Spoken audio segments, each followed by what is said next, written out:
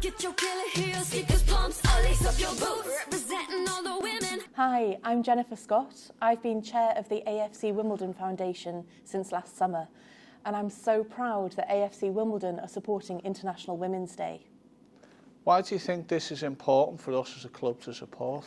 I think it's vital. I think there are misconceptions about football being a predominantly male zone, and actually women are so welcome and so important to be present at football games as well as participating in football as well. It's a really important thing for the club to be doing.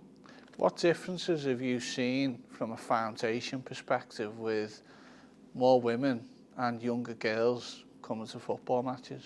Yeah, I think there's been quite a big difference really in the approach to football in recent years. The women's England football team have made a big difference, I think.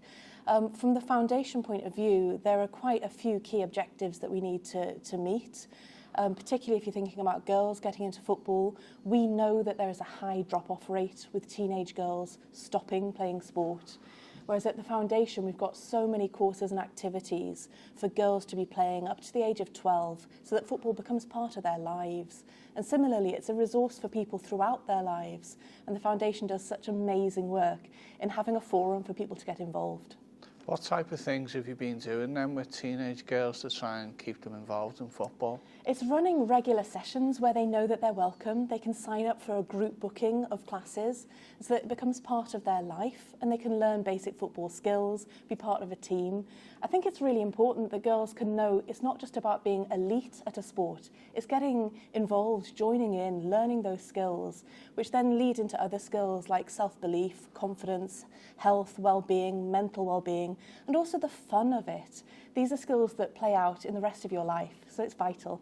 And does this type of environment at AFC Wimbledon prove very useful for teenage girls and them who want to have a career in sport? I think so, but also for every career. I mean, I work in the art world, but having played sport as a kid made a big difference in my confidence. It allowed me to understand teamwork and to develop a self-belief. So I think it's really important that girls have access to that. But here at Plough Lane, this stadium is so inspiring.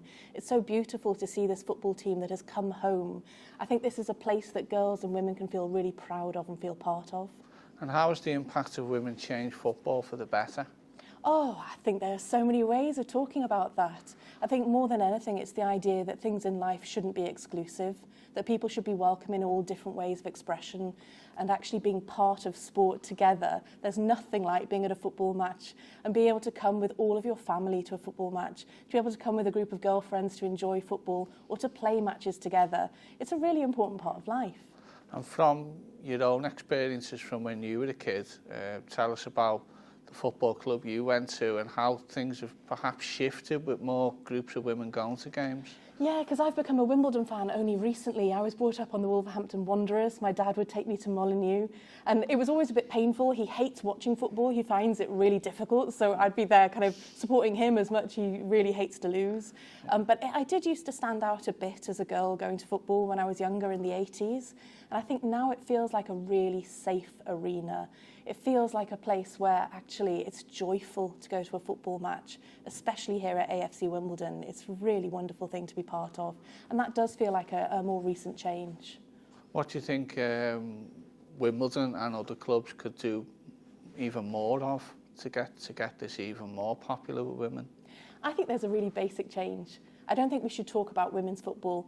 I think we should talk, if we're talking about women's football, we should talk about men's football. So if you're going to put the adjective of women's football, then you have to also say men's football.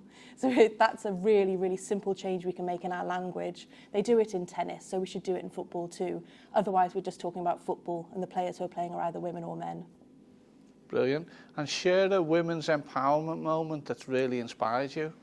There are so many. I'm very lucky to be surrounded by lots of really inspiring women.